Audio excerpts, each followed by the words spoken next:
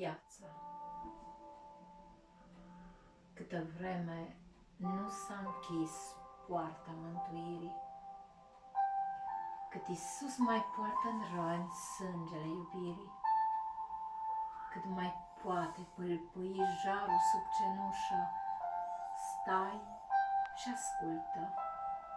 Domnul tău bate acum la ușă. Dacă azi e în preajma ta, e că vrea să-ți spună gândul cel mai minunat, vestea cea mai bună. Nu lăsa să plece trist, poate niciodată mâna lui la ușa ta n-are să mai bată. Iată moartea lui Adam. Izgonit din slavă, inima-i tânjește în el, tristă și bolnavă. Și trăind pe acest pământ anii de căință, 930 au luat ființă. De la el, popoare întregi au umplut pământul de păcat și de blestem, presimțind mormântul. Și-a chemat Adam pe-ai săi, cap de ginți și nații, ce încheiau până la Iareb 9 generații. Iată-i priveghind acum, lângă trupul veștet, pe când candela în amurg pâlpâie la creștet. Paradis, șoptește Adam, har al bătrâneții, văi de flori ce cântă psalmi, pomul sfânt al vieții. Domnul mi le-a dat spunând, ale tale-s toate, fii stăpân și domnitor în eternitate. Numai pomul cel oprit să nu-ți fie partea, să nu știi ce-i bun sau rău, căci vei ști ce-i moartea. Dar la șoapta cel rău, cu îndulciri de harpe, am uitat de Dumnezeu, amăgit de șarpe. Domnul m-a gonit din rai, mi-a luat cununa. Paradis, cum te-am pierdut pentru totdeauna. Tac bătrânii, dar Iareb tânărul îi spune, cum pentru un păcat atât să te stingi, străbune? Da, atât, pentru un păcat, a răspuns străbunul. Nu vezi ce-a rodit de atunci un păcat, doar unul? Și pe buze moare încet, șoaptă după șoaptă. Iată îngeri din adânc, colo jos, mă-așteaptă. Capul se apleacă în piept, mâna se destrânge, plâng bătrânii sub stejar, turma mică plânge, pe când negri îngeri duc în adâncul humii sufletul întâi creat, patriarhul lumii. Trist adânc, șeol tăcut de sub umbra mării, continent necunoscut, țara uitării, fund al negrului abis, unde în orice clipă mii de năzuinți își frâng frageda aripă. Setea noastră de păcat ți-a umplut cetatea, neascultarea tuturor, fala, nedreptatea, urăciuni ce vor primi iadul ca răsplată. Doamne, nu se va găsi până atunci o plată ce-ar putea răscumpăra oamenii luminii. Zi de april un aspru vânt leagă-nă smochinii. Sus pe deal, cu chip ciudat, sub de priveghere, iată-l țintuit pe lemn, omul de durere, om deprins cu suferinți. Vai, întoarceți fața, nu-l privi, că te înfiori, i se stinge viața, numai sânge, numai răni. Ce păcate grele l-au adus între tâlhari, ce blestem să spele. Împrejur, cei înțelepți îl lovesc cu gluma. S-a încrezut în Dumnezeu să coboare acum. Unul din tâlhari, rânjind, s-a întors să-i spuie: dacă ești Mesia tu, smulge-ne din cuie. Celălalt se încruntă trist. Nu te prinde teama pentru tot ce-am făptuit, drept e să dăm seama. Dar acesta fără vină toate le îndură. Și întorcând către Iisus, ochii lui desgură. Doamne, când vei fi împărat, să-ți aduci aminte de-i fi țărnă în grădini, de-i fi col fierbinte, să mă chemi, să-ți văd și eu zilele senine. Și-a răspuns Iisus: vei fi azi în rai cu mine.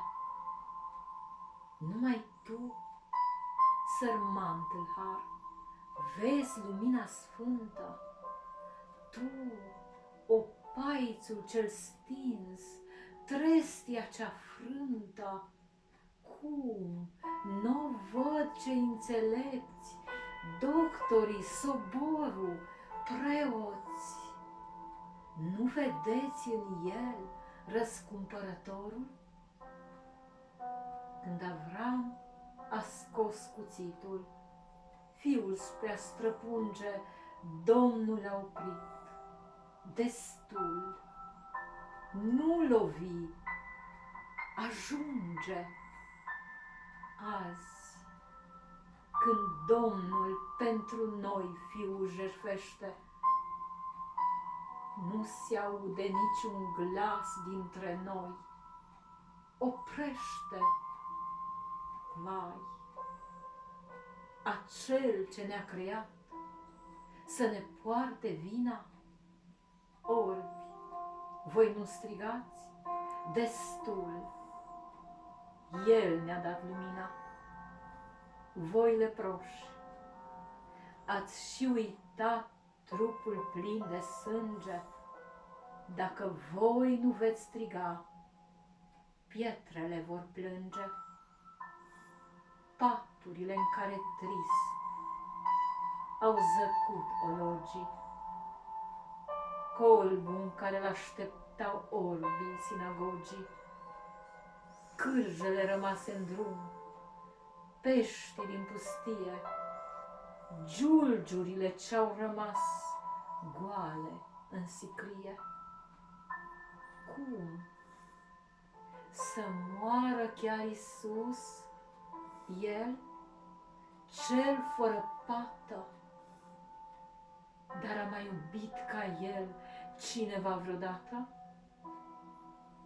Pe-al cui piept și-au mai lăsat tâmp la ucenicii? Cui i-au pus veșminte în drum, despuind finicii? Cui Maria i-a jertfit lacrimi la picioare? Înfioară-te, pământ, stinge-ți raza, soare. Eli, Eli, Pentru ce ți-ai întors privirea? Sunt un vierme, nu, m-a ajuns pieirea. Tauri negri din basan m-au străpuns, mă doare. Mi-au făcut izvoare în mâini, râuri în picioare. Își împart veșmântul meu, aruncându-și sorții. Eli, Eli, m-ai adus în țărâna morții. Ce ciudat, în plină zi s-a noptat în țară. Stâncile scrâșnesc în munți, templu se înfioară. Oamenii se bat în piept căutând o rază. Ce-aveți voi, bătrâne culmi, ce fior de groază! Iată solii morții vin din adânc grămadă să-l coboare pe Iisus, cea mai scumpă pradă. Vin ca lupii când furiș dau târcoale stânii, se apropie urcând dealul căpățânii. Sunt la cruce, dar un glas a brăzdat văzduhul. Tată, îmi încredințez mâinii tale Duhul. Cinste jertfei lui Iisus, El s-a dat ca plată. Prin credința în El, acum, viața-i câștigată. Mii de îngeri spre Iisus își apleacă zborul. Aleluia! A înviat mielul, Salvatorul. Dar deodată, în adânc, sub noianul mării, unde dorm de mii de ani umbrele uitării, zor de zi, dezvăluiesc valea cea grozavă. Vine soarele Iisus, îmbrăcat în slavă. Șiruri negre zac în giulgi, dar ca un tezaur, ce iubiți au fost păstrați în sicrii de aur. Și acum clipesc, tresar unul câte unul. Vai, ce somn! Tresarea dam. Și-a sărit străbunul. Cu strigăt, Domnul meu, alergând spre dânsul, îngerul. Tresarea vram, podidindu-l plânsul. Domnul Dumnezeu din rug, spune Moise în grabă, căpetenia oștirii, Iosua se întreabă. Eu sunt veșnicul cuvânt, pomul sfânt al vieții, unsul cel făgăduit, astrul dimineții, mielul cel înjunghiat, marea despărțită, mana care v-a hrănit, stânca cea lovită. Shilo, la-al cărui tron e chemat tot omul, prorocul cel vesti, Deuteronomul, căci atât de mult iubi toată lumea întreagă, că a dat ca preț al ei pe o draslă-i dragă și-a pornit curând spre cer. Larg vuiește zarea, moartea prin Adam veni, prin Iisus iertarea. Și de atunci, de când Iisus a murit pe cruce și a înviat a treia zi, sufletul se duce nu în jos, ci sus în cer, în divina taină, lasă trupul pe pământ, lasă-l ca pe o haină. Ne va fi redat curând, sus ne e grânarul, sus în cer, în paradis, a intrat tâlharul. Sus în cer, văzu Ștefan tronul de porfiră, Petru, sus în cer privi când îl răstigniră. Și sfârșind pe acest pământ lupta lui cea bună, Pavel, sus în cer primi slavă și cunună. Frații mei, să sune în larg bolta cea albastră de cântări și bucurii, viața e a noastră. Lutul când se întoarce în lut ca să-și ducă somnul, noi suntem întâmpinați de Iisus, de Domnul și de îngeri sclipitori, soli ai dimineții ce ne duc în paradis, în cetatea vieții. Astăzi, dar, prieten drag, cât mai este milă, cât iertarea nu și-a închis cea din urmă filă, cât al neamurilor timp încă nu se curmă, cât Iisus mai poartă în răni stropii cei din urmă, nu-l lăsa să plece trist, poate niciodată mâna lui la ușa ta n-are să mai bată. Iată, azi el și-a întors către tine fața. Omule, fii înțelept, azi primește viața.